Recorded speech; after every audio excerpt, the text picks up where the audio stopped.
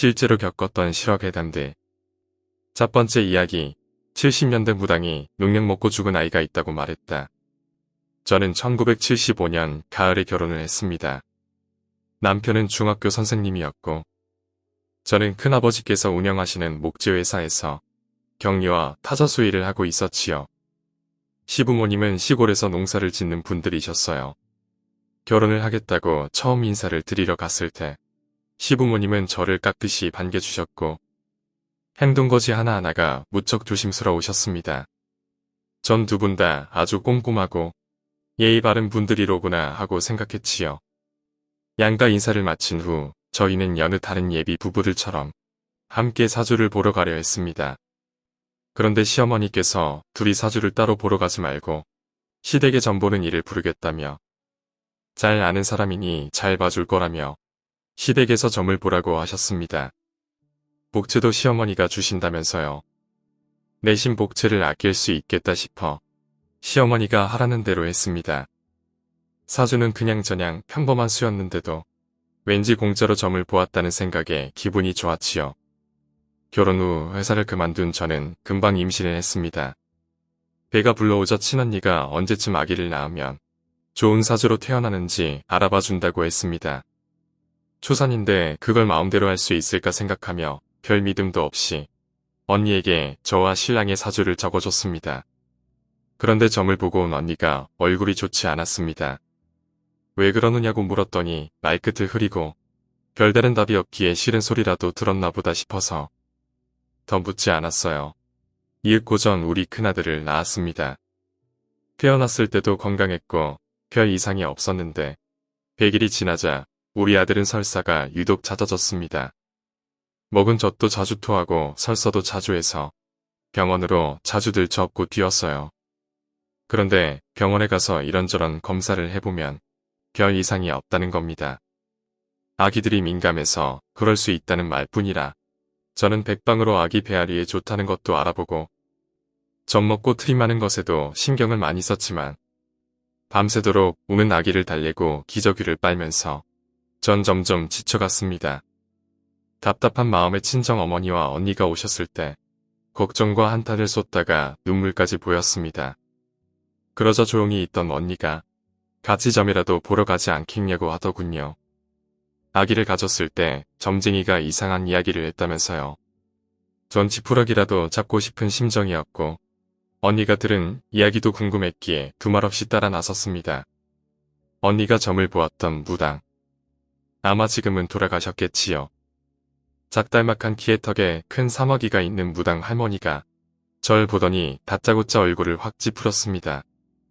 농약 냄새가 지독하다. 너거 집에 농약 먹고 죽은 사람 있나 하고 물었습니다. 전 손서래를 쳤습니다. 우리 집은 그런 분이 정말 없었거든요. 정말 없냐고 묻던 무당 할머니는 그럼 너거 시댁에 알아봐라. 농약 먹고 죽은 귀신이 단단히 들러붙었다라며 당장 남편을 데리고 오라고 했습니다. 학교 선생님인 남편은 무당 할머니를 만나기 꺼려했지만 제 설득으로 우리 부부는 같이 점집으로 갔습니다. 무당 할머니는 제 남편을 보자마자 호통을 쳤습니다. 이놈이 맞구만 하고 대뜸 남편 뒷덜미를 내리치더군요. 할머니는 네 동생이 지금 네가 장가를 가니까 셈이 나서 그런다라며 농약 먹고 죽은 아이 원한이 보통 큰 게 아니니 당장 보내주라고 하셨습니다. 남편은 그 말에 화들짝 놀라며 밑으로 아주 어릴 때 죽은 여동생이 있던 건 맞지만 농약을 먹고 죽은 건 아니라고 했습니다. 남편은 삼남 일녀의 막내로 제일 위에는 장녀인 신우가 있었고 그 밑으로 시아주버님이 2명 그리고 막내가 남편이었어요. 그런데 너무 어릴 때 죽어서 저한테 일부러 말하지 않았던 여동생이 있었다는 겁니다. 옛날에는 아기들이 죽는 일이 흔했고 아기가 태어나도 호적에 바로 올리지 않았죠. 몇 년씩 늦게 올리는 일이 예사였기 때문에 굳이 죽은 여동생을 저한테 이야기하지 않았다고 합니다. 그러나 무당 할머니는 왜 그 조그만 아이한테서 농약 냄새가 진동을 하냐? 네가 뭘 모르고 있나 본데 놔두면 그 아가 조카까지 잡을 거라며 당장 굿을 하든 떡을 하든 달래주라고 합니다. 그 여동생이 죽었을 때는 남편은 5살로 남편은 여동생에 대해 거의 기억하지 못했습니다. 이름도 없었대요. 그냥 막둥아라고 그렇게 불렀답니다. 남편은 결국 시어머니께 물어보았고 시어머니는 놀라며 통곡을 하셨답니다. 그 막내 여동생이 농약을 먹고 죽은 게 맞다고요. 막내 여동생이 3살이 되던 해 흉년이 들어 농사를 거의 망쳤다고 합니다. 온 마을이 어려워졌고 멀건 죽으러 온 가족이 연명을 했답니다. 그 막내 동생은 가장 어렸던 만큼 배가 고프다고 유달리 더 울고 보챘습니다. 그러던 어느 날 막내 여동생이 갑자기 보이질 않아서 온 집안을 뒤져보니 막내 여동생이 창고에 쓰러져 있었다고 합니다. 배가 고파서 온 집안을 돌아다니면서 이것저것 입에 넣어보다 창고에 들어가서 농약이 든 조그만 병에 입을 댄 거랍니다. 우유처럼 뽀얀 액체 농약이 먹을 것인 줄 알았나 보더라고. 이미 숨이 끊어졌기에 막내딸을 애장터에 갖다 묻었다는 것이었습니다. 놀랍게도 제일 큰 시누이와 시아주버님들은 이 사건에 대해 기억하고 있었지만 어렸던 남편은 쉬쉬하는 사이에 잊은 것입니다. 저는 그제야 저 시집 올 적에 왜 점쟁이를 따로 데려왔는지 알았습니다. 혹시라도 이 이야기를 알까 봐서 미리 입막음을 한 사람을 데려온 것이지요. 시댁에서는 이름도 없던 막내딸에게 영순이라는 이름도 지어서 절에 신주를 만들어 가져가 넋을 달래주는 기도를 했습니다. 저 역시 따라가 가엾은 시누이의 명복을 빌었습니다. 너무나 배가 고파 입에 넣은 농약에 얼마나 배가 아팠을까요? 우리 아들은 돌을 넘기더니 건강하게 자라 지금은 건강한 청년이 되었습니다. 시누이가 내세에는 좋은 집에서 좋은 부모 만나 행복하게 살기를 빕니다. 두 번째 이야기, 새로 이사온 집에서 여동생이 귀신을 본다. 여동생이 귀신을 보는 것 같아요. 이사 오기 전에는 새벽에 혼자 거실에 앉아 있는 겁니다. 너 왜 그래? 이러니까 저거 안 보여? 얘 춤추고 있어. 인사해라고 하는 겁니다. 어떻게 생긴 애냐고 물어보자. 빨간 옷에 검은 바지를 입고 있고 머리는 단발 정도인데 키는 작다고 말을 하는 겁니다. 정말 어릴 때는 더 심한 말도 많았는데 자기가 귀신을 부를 수 있다. 지금 냉장고 옆에 있다 등등. 거짓말 같진 않았어요. 그 당시에 강아지도 좀 이상했거든요. 옆에서 말하길 엄마한테 빨간 가디건의 여자를 말할까. 엄마가 그런 이야기를 하고 다니면 안 된다고 했다는 겁니다. 전 왜 그런 게 안 보였던 거죠? 그 후로부터 몇 년 지났죠. 지금은 대학교 3학년이고요. 요즘은 귀신이 보인다고는 안 합니다. 대신 가위를 심하게 눌리기 시작하였습니다. 새로 지은 주상복합으로 이사를 왔습니다. 저희는 어릴 때부터 항상 같이 자고 같이 한 방에서 생활했었어요. 심지어 지금 초중고와 대학교 때까지 똑같습니다. 흰 매트리스 같은 쿠션을 펴놓고 위에서 붙어 자는데요. 여동생이 자꾸 침대 방향을 바꾸자, 놓는 위치를 바꾸자 이러는 겁니다. 정말 짜증나잖아요. 솔직히 방 안에 물건들이 많아서 위치를 옮기기는 힘들었죠. 너 정말 왜 그러니 이러니까 별 이야기를 안 하더라고요. 침대 위치를 바꾼 건 저 때문이었어요. 여동생이 그 자리에서 가위에 눌렸다는 것을 저에게 말하지 않은 상태였습니다. 전 가위를 잘 안 눌려요. 여학생 휴게실에서 잠을 자는 게 아니면 절대 안 눌립니다. 어지간하면 악몽은 꿔도 가위는 안 눌리는데 말이죠. 여동생이 없을 때 넓게 자보자 해서 낮잠을 자고 있었어요. 근데 자꾸 그 자리에서만 자면 몸이 찌푸둥한 뭔가 짜증이 나는 거 있잖아요.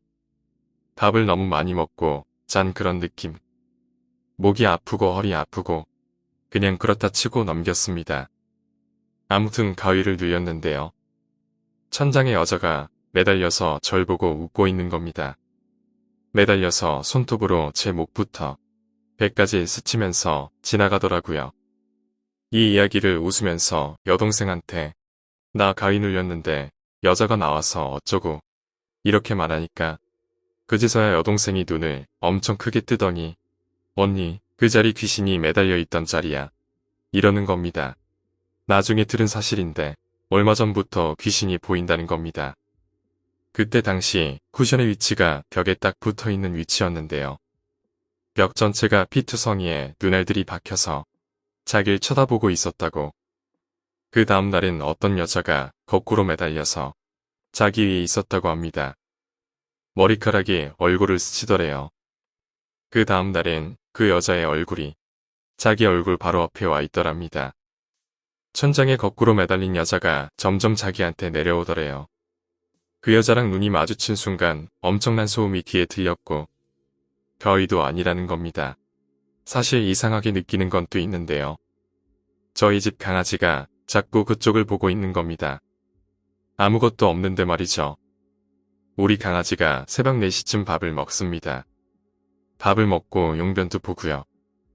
그리고 나선 꼭 자고 있는 저한테 와서 자는지 안 자는지를 보고 놀아달라고 칭얼거립니다. 그런데 제가 새벽에 집에 들어가라고 하면 말을 엄청 잘 듣던 강아지가 갑자기 그 귀신이 매달려 있었다던 그곳을 응시하고 움직이질 않는 겁니다. 새벽에 눈을 살짝 떠보면 강아지가 제 옆에서 그곳을 쳐다보고 있을 때도 있습니다. 새벽에 가끔 잠결에 보고 있으면 죽을 것 같습니다. 이 집 정말 짜증납니다. 얼마 전에 여동생이 또 이상한 곳을 알아냈습니다. 안방 침대 쪽인데 엄마도 거기 누우면 잠자리가 뒤숭숭하고 몸이 안 좋다고 거실에서 주무실 정도입니다. 여동생이 자는 것도 아닌데 갑자기 몸이 굳더니 누가 손으로 몸을 스치는 듯한 느낌을 받았다고 거기서 절대 안 잔다고 합니다. 여동생이 캐묻기 전엔 말을 수수께끼처럼 해서 그렇지 분명 귀신이 있던가 그랬을 겁니다. 지금 컴퓨터가 있는 이 책상의 뒤가 귀신이 매달려 있던 자리입니다. 더 싫은 건 제 컴퓨터 뒤에는 벽면에 거울이 큰 게 있어서 자리를 앉아서 그 위치를 볼 수 있습니다. 가끔 컴퓨터를 하다가 식은땀이 난 적도 많습니다. 사실 할머니가 집들이 할 때 부적 같은 거 붙여주고 쌀 가져다 놓고 재 같은 거 해주잖아요. 아무것도 없는데 양초불이 꺼질 듯이 팔랑거리고 부적이 없어져요. 정말 신기합니다. 오늘 이야기는 여기까지입니다. 오늘 이야기가 재미있으셨다면 구독과 좋아요, 댓글 부탁드립니다. 댓글은 저에게 큰 힘이 됩니다. 감사합니다.